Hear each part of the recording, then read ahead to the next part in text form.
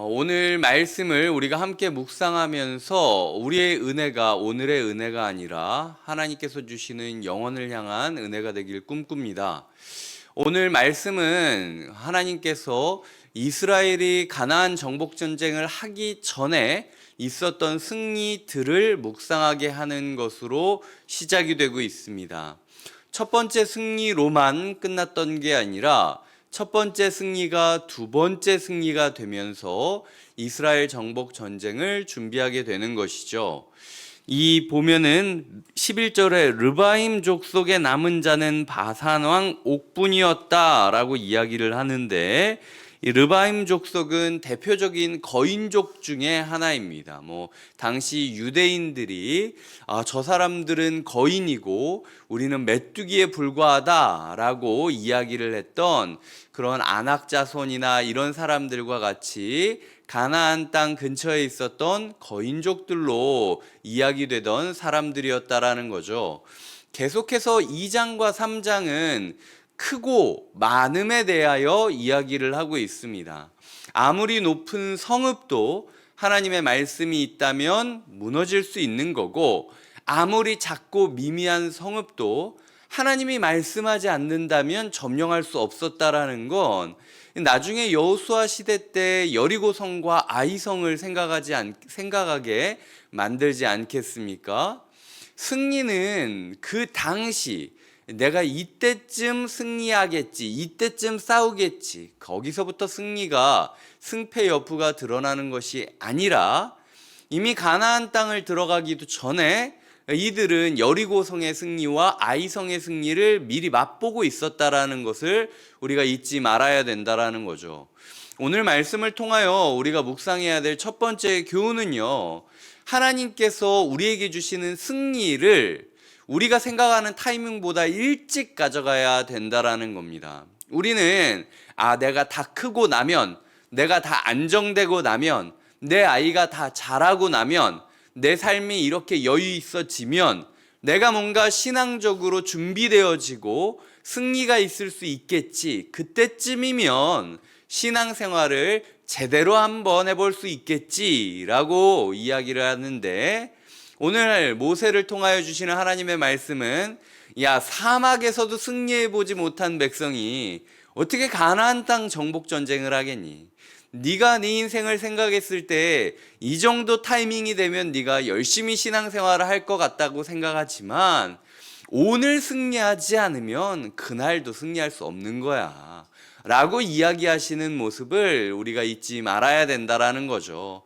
나는 아직 준비 기간이고, 나는 아직 시간이 더 필요하고, 나는 아직 사막에 있다라고 느껴지는 그 빡빡한 일상 가운데 우리가 승리를 이어가지 못하면 우리가 정복 전쟁을 할 수 없다, 삶을 지배할 수는 없다라는 사실. 그래서 하나님, 제가 이때쯤이면 승리할 수 있겠죠, 이렇게 핑계대며 미루지 않겠습니다.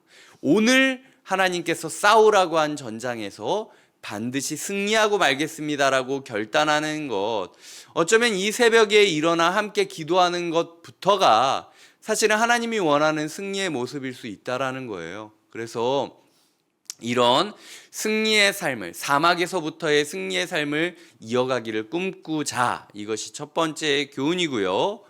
두 번째로는 첫 번째 승리가 두 번째 승리로 이어갈 때 거룩한 흐름이 생긴다라는 거예요. 여기 보시면은 바산 왕 옥과 싸운다라고 이야기를 하는데, 어제 보시면은 헤스본 왕 시온과 싸우고 바산 왕 옥과 싸우는 장면이지 않습니까? 하나의 승리가 점으로 끝나는 것이 아니라 두 번째 승리로 이어질 때 영향력을 발휘하는 겁니다. 우리가 어제의 은혜에 만족하지 않고 어제의 은혜를 오늘의 은혜로 이어가는 노력, 오늘의 은혜에 우리가 교만하지 말고 오늘의 은혜를 내일로 이끌어가게 해달라고 간절히 붙드는 신앙의 열정, 우리의 삶이 드문드문 일어나는 특별 새벽 기도에, 가을 부흥에, 아니면은 뭔가 특별한 예배, 이런 점들로 찍혀지는 인생이 아니라 하나님이 점을 선으로 이어가시는 선명한 흐름을 맛볼 수 있는 신앙생활이 되게 해달라고 기도하는 것이 필요하다라는 거죠. 점으로 그냥 짝짝짝짝 찍히며 살아가는 사람들은 하나님이 나를 어떤 방향으로 어떻게 이끌어 가시는지 깨달을 수가 없습니다. 그저 그냥 이렇게 쿵 저렇게 쿵 하면서 자기도 어디로 가는지 모르게 가는 거죠. 하지만 좀 잘하게 되면 그게 짐승이던 사람이던 나를 이끄는 사람이 나를 어디로 이끌고 싶어 하는지를 감지하게 됩니다. 영적인 어떤 거룩한 흐름을 기억하게 되는 거죠. 이 주인이 이렇게 나를 쓰다듬고 이렇게 하는 건 이거 하자고 하는 거구나. 지금 이러이러한 거는 이 방향으로 가라고 하는 거구나. 심지어 동물조차도 자기를 조련하는 조련사의 그 몸짓을 이해하면서 이거는 이런 흐름이구나 라고 생각을 하는데, 신앙생활을 하면서 하나님이 우리를 어디로 어떻게 인도하시는지 전혀 체크가 되고 있지 않다면 이거는 맨날 점만 찍는 신앙생활을 하기 때문이라는 거예요. 그래서 제가 하나님이 나를 이끌지 않는다 할지라도 거룩한 손길, 거룩한 손짓을 느끼며 걸어가기 위해선 내 삶이 점이 선으로 되는, 한 번의 사건이 두 번의 사건으로 이어지는 거룩한 흐름이 필요합니다 라고 기억하면서 하나님 나에게 점 찍는 신앙생활이 아니라 선으로 이어지는 신앙생활을 하게 해달라고 꿈꾸는 것이 필요하다라는 거죠. 이게 두 번째 우리가 묵상해야 될 기도 제목이고요. 마지막 세 번째를 보면 11절에 르바임 족속의 남은 자는 바산왕 옥분이었으며 그의 침상은 철 침상이라 라고 이야기를 하고 있습니다. 우리로 봤을 때는 철 침상이면은 진짜 배겼겠다. 거기서 어떻게 잠을 자냐 라고 생각할 수 있잖아요. 하지만 지금 모세가 하고 싶은 얘기는요, 모세가 살던 시기는 청동기 후기 시기입니다.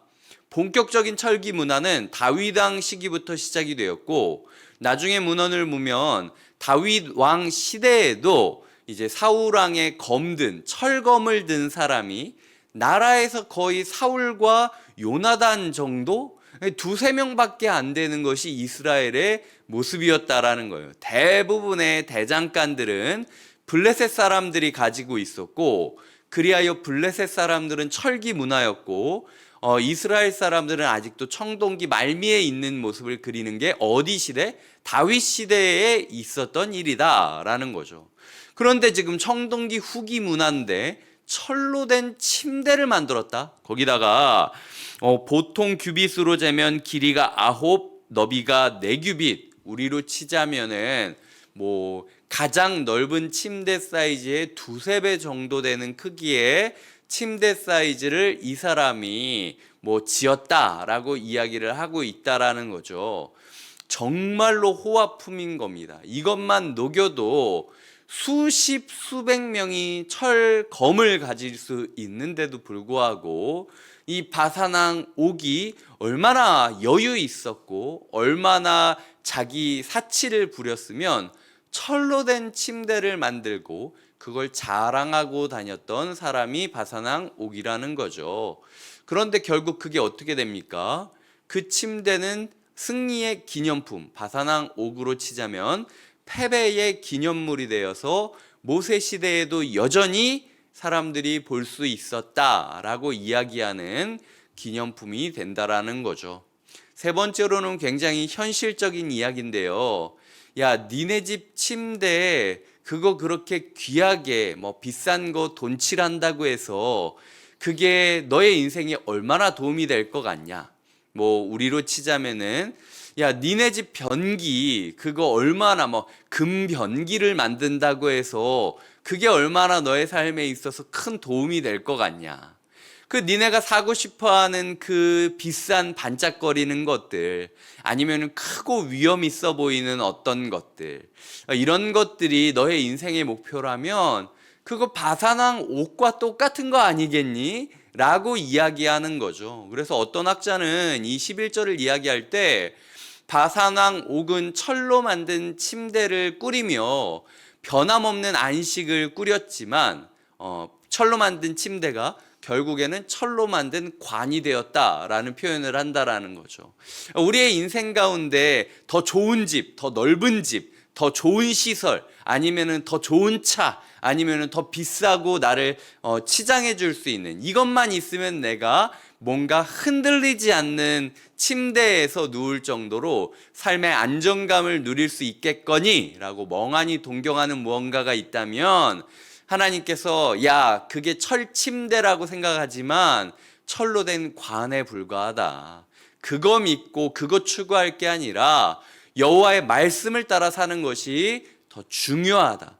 더 크고 더 넓은 집 있으면 뭐하니? 그거 네 관짝이 더 크고 넓어지는 것밖에 소용이 없다. 인생은 다 살다가 죽고 끝나는 것이고 그 넓은 집에 누가 누워 있어봤자 더 넓은 관에 누워 있는 거랑 똑같은 거다라고 이야기하는 것이 하나님께서 주시는 말씀이라는 거죠. 그래서 우리의 삶에 더 크고 더 안정적이고 더 단단한 무언가를 추구하면서 시간을 보내기 전에 말씀을 붙잡으며 시간을 보냈으면 좋겠어요.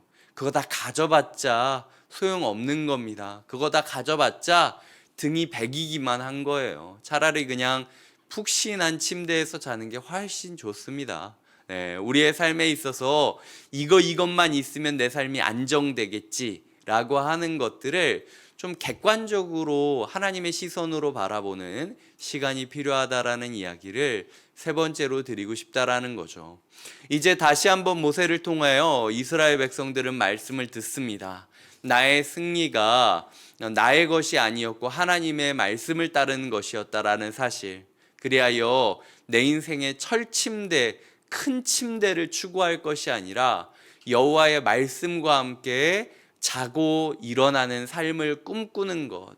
그럴 때에 내 삶에 아무리 높아 보이던 거인조차도 씨가 마르게 될 거라는 승리의 사실. 이런 사운드를 그저 한 번으로 이어가는 것이 아니라 거룩한 흐름을 탈 때 우리는 우리가 멍하니 이때쯤면 우리가 변하겠거니 라고 생각하는 우리의 계산을 넘어서 이미 승리의 사람으로 준비되어져 가고 있었음을 알게 될 거라는 것.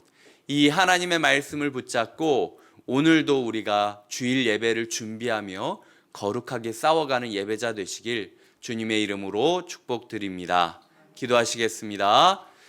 하나님 아버지 감사합니다. 오늘도 우리에게 말씀을 주셨으니 이 말씀을 따라 우리가 사막 가운데서도 승리하게 하여 주시고 한두 번의 그 승리로 말미암아 우리가 끝나는 것이 아니라 점이 선으로 이어지는 승리의 흐름, 승리의 역사가 이어지게 하여 주시며 우리의 삶에 크고 높고 안정된 것을 추구하는 마음을 포기하고 오직 여호와의 말씀을 붙들며 살아가는 토요일이 되게 하여 주시옵소서. 감사없고 예수님의 이름으로 기도드립니다. 아멘.